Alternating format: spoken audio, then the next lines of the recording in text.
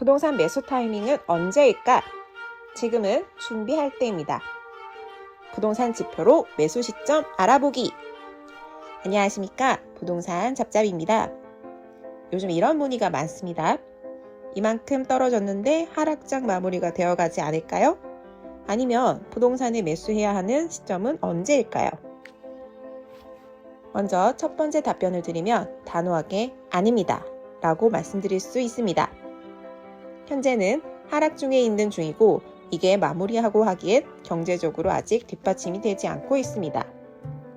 매매, 전세의 안정세가 나오려면 대출이자의 부담이 적어져야 하는데 현실은 올라가고 있는 중입니다. 올라가는 이유는 뭘까요? 금리 인상입니다. 우리나라의 금리에 매우 직접적인 영향을 끼치는 미국 연방준비제도에서 발표한 마지막 금리는 4.5%입니다. 그리고 12월 달 마지막 금리 발표 때 FOMC 파월 의장은 금리 인하에 대한 생각은 아직 없다라고 발표를 했고요. 연준에서 목표로 하는 금리는 5%라고 알고 있습니다. 그럼 23년도에 0.5%를 마저 올려야 하고 정점에 찍었다고 바로 하락하는 건 아닙니다. 보합으로 이어져 갈 가능성이 높다고 볼 수 있죠. 그럼 경기적인 면에서는 현재 바닥이라고 말할 수 없는 이유가 여기에 있습니다. 아직 고점도 찍지 않았기 때문입니다. 그래서 결론은 추가적인 금리 인상이 남았고 금리 정점에서 보합 장세가 길어질 가능성이 있어 부동산 바닥은 아직 오지도 않았다라고 말하고 싶네요. 그리고 부동산의 모든 통계 지표를 봤을 때도 현 시점은 하락 장세 속에 있다는 걸 알 수 있습니다. 그래서 저는 단호하게 아니라고 말씀을 드리는 겁니다. 그럼 두 번째 질문인 우리가 부동산에 매수하는 시점에 대해서 물어보셨는데요. 이건 제가 정확하게 날짜를 말씀드리기에는 매우 애매한 부분이 많습니다. 그래서 우리는 부동산 통계 자료를 보고 대응과 예측을 해야 하는 거죠. 그럼 우리는 어떤 부동산 지표들을 참고하고 매수 타이밍을 잡을 수 있을까? 큰 맥락으로는 매매가와 전세가, 그리고 전세가율, 입주, 공급 물량, 미분양률, 가구 소득 대비 주택가격, 주택구입 부담지수, 자가 점유율, 낙찰가율, 경쟁률 이렇게 보시면 될 듯한데요. 그럼 각 지표들을 하나씩 짚어가면서 말씀드리겠습니다. 매매가와 전세가, 전세가율. 매매가와 전세가의 상관관계를 알아볼게요. 매매가와 전세가가 동반 상승할 때 매수 타이밍이기는 하나 상승 중이기 때문에 신중한 판단을 필요로 합니다. 매매가는 상승하지만 전세가는 보합일 때 현재 거품이 끼고 있는 상황, 매수보단 매도를 고려해야 합니다. 매매가는 하락, 전세가는 상승할 때 진입하기 적기인 상황, 다른 지표 활용하여 진입 시점 잡아야 합니다. 매매가와 전세가가 보합일 때 최악의 상황, 기다리는 구간이며 다음 흘려가는 지표가 중요합니다. 그리고 마지막으로 전세가율은 전세가분의 매매가를 나눈 값이라고 보시면 되고요.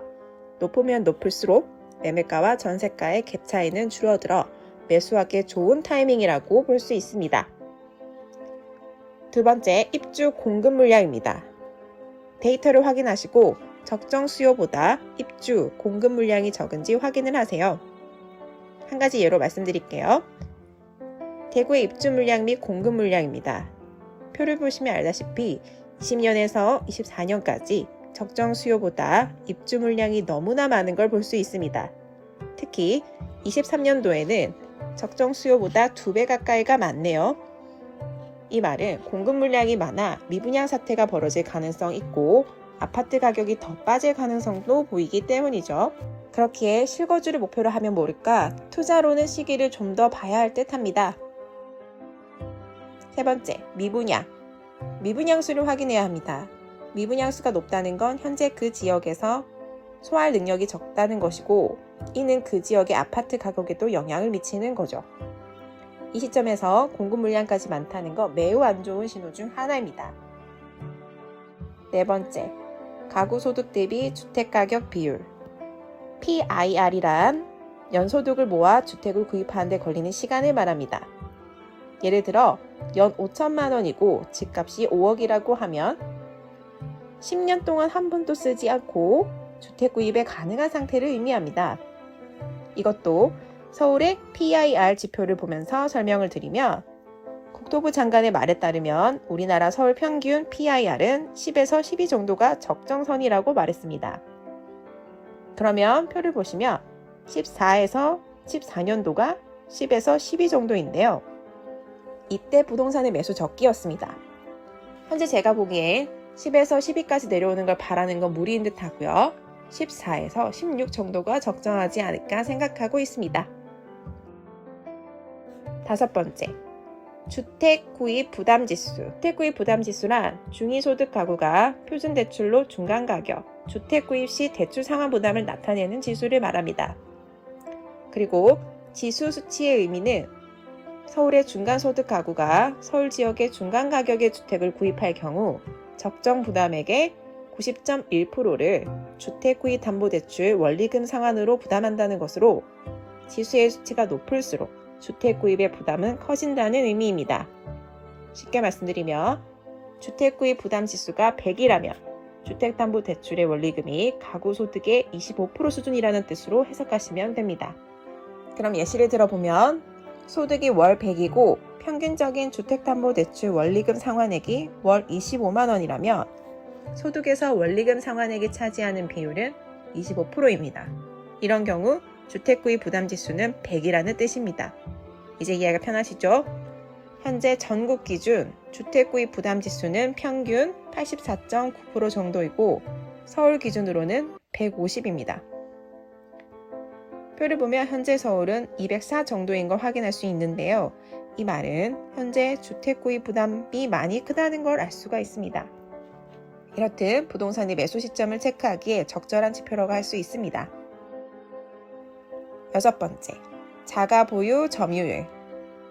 자가 보유율의 뜻은 거주와 관계없이 가구수 대비 주택을 보유하고 있는 가구의 비율을 말하고요. 자가 점유율은 일반 가구 중에 자산이 소유하고 있는 주택에서 자신이 살고 있는 주택의 비율을 말합니다. 표를 한번 보겠습니다. 이번에 발표한 2021년 주거 실태 조사의 내용인데요. 자가 보유는 비슷하고 자가 점유율은 다소 감소했네요. 이때 우린 보유 및 점유율이 낮을 때 주택을 구입하는 게 적절합니다. 이 지표도 항상 확인하시면 좋습니다. 일곱 번째, 경매 낙찰가율, 경쟁률. 경매는 현 시점의 상황 적나라하게 보여주는 하나의 지표라고 보면 됩니다. 경제 시기가 안 좋을 때는 지금처럼 낙가율이 많이 내려가게 되는데요. 다시 경제가 좋고 상승기 때에는 낙찰가율 또한 올라가게 되죠. 이 점을 우리는 하나의 지표로 보고 활용하면 됩니다. 갑자기 낙찰가율이 급등하는 시점이 있다면 유심히 살펴봐야 합니다. 이렇듯 크게 7가지의 지표를 확인하시면 부동산을 매매 또는 매도하실 때 매우 합리적인 가격으로 대처할 수 있을 겁니다. 우리는 항상 부동산을 가까이 하여야 하며 공부를 하여야 합니다. 갑자기 생각이 난 건데요. 왜 공부를 해야 하는지 한 가지 사례를 들어볼게요. 제 주변 지인 이야기입니다. 두 부부가 있습니다. 비슷한 5년차 부부였고요. 한쪽 부부는 요즘 시대 말로 딩크족이었고 한쪽 부부는 3살짜리 자식이 있는 맞벌이 부부였습니다. 둘 다 월 수입은 500만 원 정도였고요. 딩크족은 전세를 살면서 거의 저금을 안 하고 해외로 놀러 다니고 취미생활을 즐기며 살았고 맞벌이 부부는 월 300씩 저금을 하고 2014년도에 자기들이 생각한 저점이라 생각해 대출 80%를 해서 보모동의 34평 아파트를 4억 중반에 구입을 했습니다. 현재 결과는 어떻게 되었을까요? 딩크족 같은 경우는 예전에 전셋값으로 수성구에 살 수 있었는데 현재는 매매 가격 대비 너무나 올라 원하지도 않는 지역으로 가서 전세를 살고 있는 상태고요. 맞벌이 부부는 그때 무리해서 구입은 했지만 착실하게 대출금은 갚았고요. 현재 아파트 가격은 4억 중반에 산 금액이 최고 14억까지 찍었습니다. 지금 안 좋다고 해도 12억대에 형성되어 있죠. 딩크족은 이제 와서 현실을 직시하고 부동산 공부를 하고 있고요. 맞벌이 부부는 한 채 더 마련하려고 준비 중입니다. 무엇을 느끼셨나요? 거의 10년이 지난 지금 이 두 부부의 격차는 엄청나게 벌어져 있죠. 딩크족 부부는 이제 수성구에 입성하는 건 꿈도 못 꿀 정도이니까요. 하지만 현재 슬슬 기회는 오고 있습니다. 다시는 잘 오지 못하는 기회죠. 그래서 우리는 준비를 하여야 하고요. 공부뿐만 아니라 종잣돈도 모으셔야 합니다. 그래야 기회가 있을 때 투자를 할 수 있습니다. 우리가 알아야 할 부분을 정리하겠습니다. 첫째, 부동산 공부를 해야 한다. 둘째, 종잣돈을 마련해야 한다. 셋째, 기회는 항상 있는 게 아니란 걸 인지해야 한다. 넷째, 기회가 왔을 때 과감하게 잡아야 한다.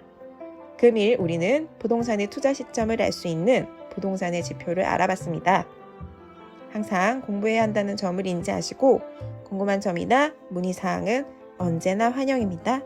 오늘도 수고하셨습니다. 부동산 잡잡이었습니다.